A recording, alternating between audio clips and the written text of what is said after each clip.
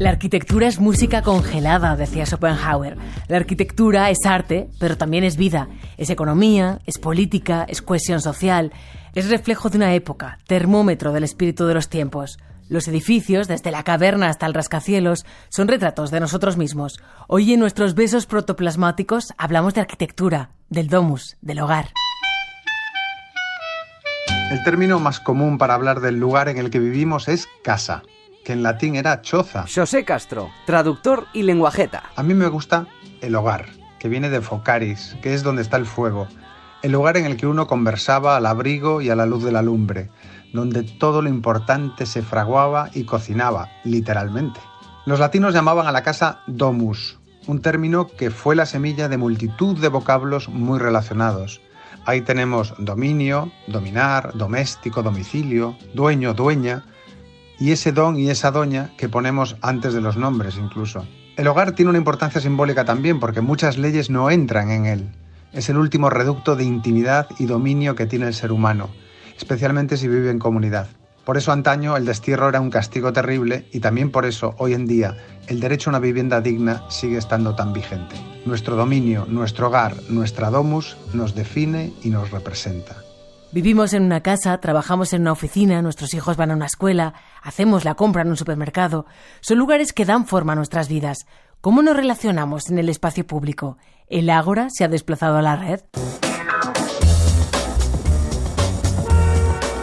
Saludamos ya a nuestros invitados de hoy, un auténtico lujo, dos referentes en el mundo de la arquitectura. Ricardo Aroca ha sido catedrático de estructuras en la Universidad Politécnica de Madrid, fue director de la Escuela de Arquitectura de Madrid, decano del Colegio de Arquitectos, autor de numerosos libros sobre la historia secreta de los edificios. Su prioridad, hacer edificios agradables para habitar. Ricardo Aroca, muy buenas noches. Buenas noches. Y junto a él, un hombre al que a menudo llaman el arquitecto de las palabras. Su obra ha sido fundamentalmente divulgadora, arquitecto, catedrático de proyectos en la Universidad Politécnica, director de la revista Arquitectura Viva, miembro de la Real Academia de Bellas Artes de San Fernando. No construye edificios, pero construye la arquitectura. Luis Fernández Galeano, muy buenas noches. Buenas noches, Paula. Bueno, la arquitectura hace o debe hacer que nuestras vidas sean mejores. ¿Cuál sería su principal papel? ¿Qué adjetivo o adjetivos deben acompañar a la palabra arquitectura? Pues básicamente el que nuestras vidas sean mejores. Yo creo que es una buena definición, ¿no? O sea, el que las cosas funcionen, el que se pueda vivir y el que se pueda conseguir con un esfuerzo social razonable para conseguirlo, ¿no? Porque a veces, hemos tenido una época de desenfreno, ¿no? Pero actualmente hemos vuelto en cierta medida a la racionalidad de la que no se debió olvidar, no debemos olvidarnos nunca, ¿no? No, los tratadistas clásicos, sabes que decían que hay tres rasgos: firmitas, utilitas y venustas. Si la firmitas es decir, y belleza, ¿no? que tú debes ser sólida, debes ser resistente, debes de, digamos, tener un coste económico, como dice Ricardo, proporcionado, ¿no? La utilitas, es decir, que debe ser funcional, que debe de albergar nuestras vidas, las cosas que hacemos, que debe ser práctica. Y por último, la más difícil, la venustas. La belleza. Que tiene que ser hermosa, ¿no? Que tiene que conmovernos y suscitar, además, emociones del rango estético. Bueno, la caverna sería el origen del concepto de espacio habitable, de esa necesidad de refugio, de las cuevas a las cabañas, de ahí a la casa griega, al domus romano, las grandes obras religiosas del medievo, la medida del hombre del Renacimiento, los bloques de viviendas actuales, los rascacielos de las grandes ciudades. Toda construcción arquitectónica elabora un discurso de lo que somos, ¿no? Los ladrillos hablan y definen una sociedad. Hombre, todo lo que hacemos habla de lo que somos. Somos nosotros en nuestras circunstancias y nuestra capacidad de hacer y de intentar hacer cosas. O sea, lo que pasa es que, bueno, las necesidades han variado enormemente con el tiempo. Realmente, de hecho, la arquitectura no se ocupó más que de los grandes edificios y de los palacios de los poderosos, hasta que el aumento enorme de población hizo que se enfrentara con cosas que no se habían hecho antes. Es decir, el papel del arquitecto es el decir algo en el vacío, ¿no? O sea, y se llama al arquitecto porque alguien tiene que decir algo. Luego a lo mejor está mal, pero alguien tiene que empezar y tiene que decir algo en función de las cosas que hay, que no, y no es un tema científico. Luego, ese algo, pues además tiene que ser, si conduce al final a algo bello y hermoso, fantástico. Todos lo intentamos siempre y a veces parece que sale un poco, pero no es en absoluto fácil. Bueno, que sea un poco bonito y que además favorezca el espacio público, ¿no? Porque bueno, hay que tener en cuenta el espacio público, ¿no? Claro. Eso es. Pero claro, hay contradicciones en ese sentido. Es decir, yo siempre he dicho que cuando hago una casa, lo que querría era que cualquiera que pase por ahí piense que la casa ya llevaba tiempo. Pero, claro, eso va contra mis intereses, porque si no se nota mucho que he hecho yo una casa, no me vienen a hacer una casa que sea distinta. Y yo no quiero hacer una casa distinta, quiero hacer una casa que encaje ahí. Y entonces, verdaderamente, el interés a veces del arquitecto es hacer algo sorprendente cuando no debería serlo, ¿no? O sea, yo el tema de la sorpresa y la innovación y todo esto, yo a veces he estado intentado de escribir un artículo contra la sorpresa y contra pero bueno, las contra cosas la son sorpresa como son. Y a favor de la utilidad, ¿no? Hombre, una ciudad no se construye con gritos, se construye con tejido que debería estar allí, ¿no? Que es el problema que uno tiene cuando empieza a hacer algo, es decir, ¿qué es lo que debería haber habido aquí, ¿no? Un tejido y una arquitectura que favorezca la cohesión social, porque parece que esa fue la clave del éxito del Homo sapiens.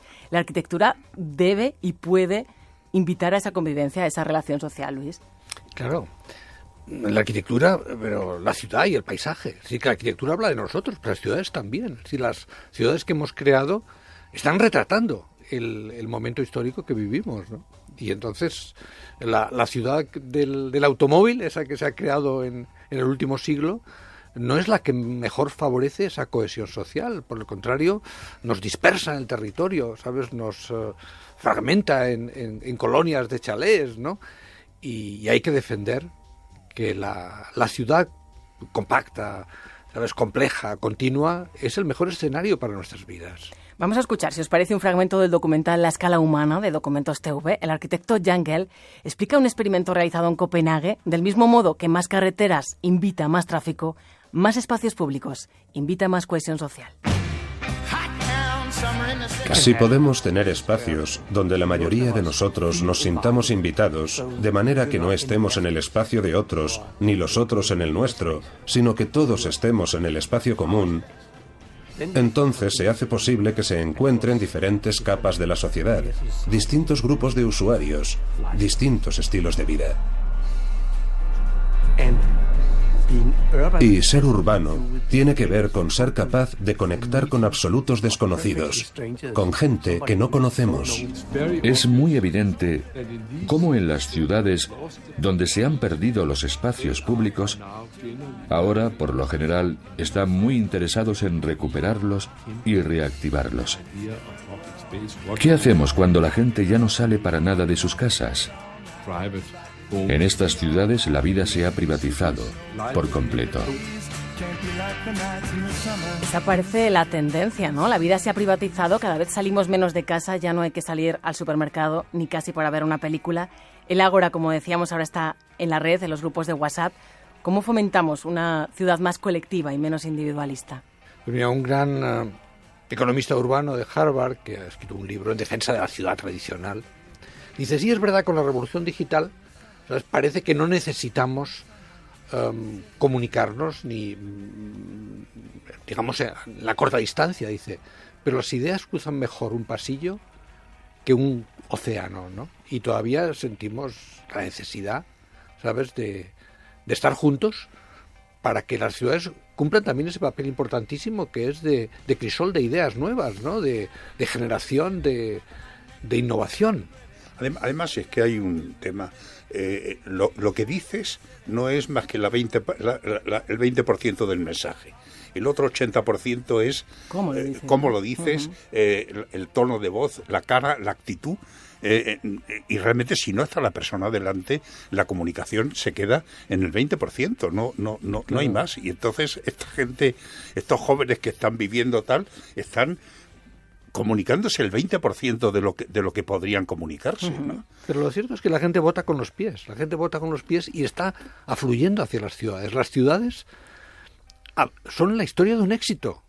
Claro, hablabas antes, Luis, de esa ciudad compacta como invento privilegiado, como el resultado del éxito. Muchas veces pensamos que vivir en las afueras, en un chalet con jardín cuidado y verde, con nuestro espacio privado, es más sostenible, es más ecológico, y es todo lo contrario. Claro, desde luego. A veces he comentado esto de que el cemento es más verde que el césped, pero es cierto. Es decir, vivir unos encima de otros es más ecológico que vivir dispersos en el territorio, pero si la gente viene a las ciudades no es solo porque el mercado de trabajo de las ciudades sea más amplio y tenga más oportunidades, sino también porque las ciudades son de mercado de los afectos.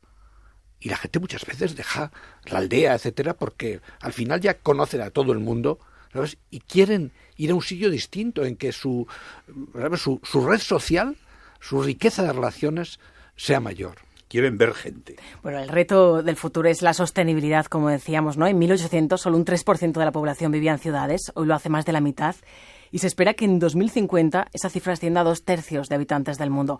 Hablemos de la ciudad compacta europea con su densidad equilibrada como buena solución, pero ¿qué ocurre en países asiáticos, por ejemplo, donde ciudades como Hong Kong o Shanghái literalmente no hay suelo, no hay espacio? Bueno, ha habido efectivamente densidades tan extremas como las de un barrio de Hong Kong que era tan... En fin, ni siquiera podía entrar la policía dentro y al final hubo que volarlo porque se había convertido en un riesgo para la convivencia, ¿no? Pero si resuelve los 3 problemas fundamentales de la ciudad, que son la congestión, por un lado, congestión al tráfico, los temas de salubridad, que son muy importantes, y los temas de seguridad, la ciudad es el mejor invento de la humanidad y el mejor teatro de nuestras vidas, qué duda cabe. No, y lo más sostenible, porque los recorridos son mínimos. Claro. Fíjate, moverse en vertical en un ascensor no consume casi energía comparado con los recorridos horizontales, ¿no? Realmente tiene unas enormes ventajas, naturalmente siempre que, digamos, el grado de congestión sea tolerable, ¿no? Aún así hay que decir que con, digamos, formas urbanas como las de los ensanches del 19 se consiguen densidades muy altas. O sea que la densidad no siempre implica rascacielos. La densidad no implica altura. Lo que sí implica es compacidad. Hablamos de esa estructura en vertical frente a la estructura en horizontal, y eso también ha cambiado y ha condicionado las clases sociales, la distribución de las clases sociales, ¿no? Antes en un edificio abajo estaba el propietario, en la buhardilla estaba el sirviente, y ahora esas clases populares, esas clases bajas, se han desplazado en horizontal. Pero eso ha sido el ascensor. O sea, el mayor segregador social ha sido el ascensor. Claro, porque claro, nadie que tuviera dinero quería vivir en un piso alto para subir muchas escaleras. Entonces se segregaban el principal, que era el que vivía el dueño, que además tenía el techo más alto, y luego iban siendo más bajitos conforme iban hacia arriba. El mayor segregador social ha sido el ascensor. Bueno, otro reto que debemos afrontar es el de las condiciones climáticas. La arquitectura se ha tenido que adaptar a lo largo de la historia al clima de cada lugar, pero ahora los efectos del cambio climático no sé si van a necesitar un cambio de modelo, un cambio de planteamiento en la arquitectura. Bueno, el cambio climático sin duda está ayudándonos a concentrar la población en ciudades. Es decir, que el cambio climático, que está vinculado, ¿sabes?, con el agotamiento de los combustibles fósiles, hace cada vez menos sostenible este crecimiento de la ciudad en mancha de aceite, esto que los latinoamericanos llaman el desparrame. ¿Sabes? El desparrame no es sostenible, no es ecológico, no es algo que podamos seguir construyendo. Las ciudades van a ser densas, van a ser compactas, pero no necesariamente en forma de rascacielos, ¿no? Y lo que sí es importante, porque es verdad que existe una segregación horizontal de la población, ¿no?, es que la accesibilidad a los centros se fomente a través de un sistema de transporte público barato y eficiente, como existe en muchas ciudades europeas, pero no en muchas ciudades americanas. Así hablaba el poeta Octavio Paz de las ciudades. Le escuchamos recitando su poema Hablo de la ciudad. Hablo de la ciudad, novedad de hoy y ruina de pasado mañana, enterrada y resucitada cada día, convivida en calles, plazas, autobuses, taxis, cines, teatros, bares, hoteles, palomares, catacumbas. La ciudad enorme que cabe en un cuarto de 3 metros cuadrados, inacabable como una galaxia. La ciudad que nos sueña a todos y que todos hacemos y deshacemos y rehacemos mientras soñamos. Hablo de la ciudad, novedad de hoy y ruina de pasado mañana, enterrada y resucitada cada día. Va cobrando fuerza esa arquitectura que antepone la utilidad a cualquier otro factor, el concepto de reparación, de reciclaje frente a la inauguración. Revitalizar un lugar debería ser la máxima frente a inauguraciones continuas. Hombre, desde luego. Yo siempre, cuando me dicen cómo va a ser el Madrid del futuro, digo, el Madrid del futuro es el que tenemos, si está ya construido. Leía una frase muy simbólica: hay más ruinas recientes de los últimos 25 años que del resto de la historia. No cabe duda que en las próximas décadas los europeos repararemos y rehabilitaremos mucho más que construiremos de nueva planta. Es lo razonable. Porque es lo razonable y lo que debe hacerse, porque lo construido lleva ya incorporado, ¿sabes?, los materiales, la energía, el esfuerzo, incluso la inversión económica, ¿no? ¿Cómo vamos a entender que todo se hace y se deshace como un telar de Penélope? La arquitectura, Luis, es muchas cosas. También, por supuesto, es ideología, es cultura, es valores. Cuando ocurrió, por ejemplo, el atentado del 11S, en la revista Arquitectura Viva explicabais esa imagen simbólica de las torres como emblema del éxito del capitalismo. Un edificio es, en cierto modo, también un eslogan, una bandera. No sé si esa imagen, ese papel simbólico de los edificios como muestra de poder sigue vigente. Absolutamente. El 11S, además, fue destruido por un conjunto de jóvenes saudíes y egipcios encabezados por un arquitecto. Mohamed Atta era arquitecto, se había formado en el Cairo. No, se había formado como arquitecto en el Cairo y estaba haciendo su tesis doctoral en Hamburgo sobre arquitectura posmoderna, la arquitectura posmoderna y la rehabilitación de la arquitectura tradicional islámica. Entonces había, digamos, claro, un deseo de herir al imperio en su corazón simbólico. Y era un arquitecto el que, en fin, en el marco ideológico del islamismo radical, encabezó este grupo de... De todos modos, las grandes corporaciones actuales no han hecho rascacielos, han hecho edificios muy distintos. Es decir, en Google no tiene ningún rascacielos, ni... Es decir, yo creo que el rascacielos como símbolo de poder hace ya tiempo que decayó, ¿no? Por lo menos como símbolo de poder de una corporación. Es verdad que hoy los rascacielos han dejado de ser el símbolo de las grandes corporaciones, pero las sedes de las corporaciones siguen siendo importantes. Sí, las sedes sí, pero ya no, muchas veces horizontales. Ya son horizontales. Por ejemplo, cuando Apple con Steve Jobs elige a Norman Foster, ¿sabes?, para hacer su sede en Cupertino, ¿no?, en Silicon Valley, ¿no?, o Facebook elige a Frank Gehry, ¿no?, a grandes arquitectos para expresar como una imagen de marca y su identidad corporativa. Dice, nosotros somos así. Claro. Y Steve Jobs decía, cuando ya estaba muy enfermo del cáncer, mis 2 legados son la compañía y la sede. Bueno, pero eso lo hemos vivido en otro tiempo con las catedrales góticas. Era exactamente el mismo afán. Voy a poner mi ciudad en el mapa. Claro, en un momento dado, en Francia se estaban haciendo 60 catedrales góticas. No podían poner 60 ciudades en el mapa. Pusieron a 3, ¿no? No, pero es interesante que efectivamente lo que aquí llamamos el efecto Guggenheim y fuera de España llaman el efecto Bilbao, ha contaminado la práctica de la arquitectura durante un par de décadas, ¿no? Y las ciudades, los alcaldes querían efectivamente su Guggenheim. Bueno, antes fue Sydney. Bueno. Y estamos esperando el siguiente, porque no ha... No. Bueno, el siguiente quizá esté en Marte, porque os iba a preguntar por las ciudades del futuro. Es verdad, como decía Ricardo, que la ciudad del futuro debería ser la misma que hoy, pero revitalizada. Pero si hay en marcha ya varios proyectos arquitectónicos para diseñar ciudades en el espacio, ¿no? Por ejemplo, la Mars Science City en Dubái es un ejemplo del proyecto del danés Bjarke Ingels, que pretende perfilar un prototipo de ciudad en Marte. Así lo explicaba en la serie El futuro es apasionante de Vodafone. La gente no va a querer vivir en una lata. Así que si vas a Marte, querrás crear un entorno agradable. Querrás tener acceso a zonas verdes, plantas, parques. Querrás disfrutar de la luz solar, aire que se pueda respirar, una temperatura razonable. En Marte tendremos que protegernos contra la radiación, así que hemos pensado en diferentes formas de crear un entorno habitable. Una idea bastante obvia es construir cúpulas hinchables, utilizar la diferencia de presión y construir cúpulas muy ligeras y transparentes con aire que se puede respirar. No te protegen en absoluto contra la radiación, pero por otra parte puedes disfrutar de la luz del día y es casi como estar en el exterior.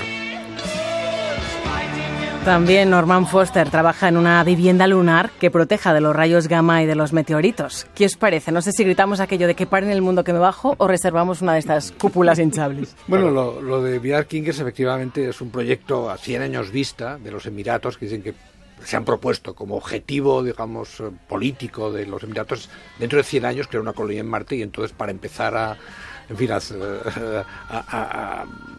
evocar cómo sería esa vida, pues le encargaron a VR Kingers que hiciera una colonia marciana, pero en el desierto de los Emiratos. Lo de Foster son dos encargos, uno de la Agencia Espacial Europea para la Luna y otro de la NASA para Marte, y ambos se resuelven de la misma manera, ¿no? Con una cúpula hinchable y luego unos robots que acumulan el regolito, que es la materia lunar, por encima para construir una especie de semicúpulas. De todas maneras, tanto para la Luna como para Marte, la mejor solución es volver a la caverna. Es lo que mejor protege contra casi cualquier cosa. Y luego tener unas cosas fuera donde se pueda estar. Pero vamos, la caverna el retorno a la caverna yo creo que es la solución más sencilla para todas estas cuestiones. En todo caso, sí que me parece importante que ahora que están tan preocupados buscando los exoplanetas, ¿no? Sí. Ya sabéis que el Nobel ha recaído sobre dos cosmólogos que han detectado exoplanetas que pudieran ser, digamos, destinos futuros de la humanidad. Yo creo que antes que eso tenemos que cuidar esta canica azul, de la que todos somos pasajeros. Lo decía Buckminster Fuller, decía, somos pasajeros de la nave espacial Tierra, ¿no? Luis Fernández Galiano, Ricardo Aroca, ha sido un verdadero placer. Hemos aprendido muchísimo y es un lujo teneros hablando de arquitectura en Sapiens. Muchísimas gracias a los dos. Pues gracias a vosotros.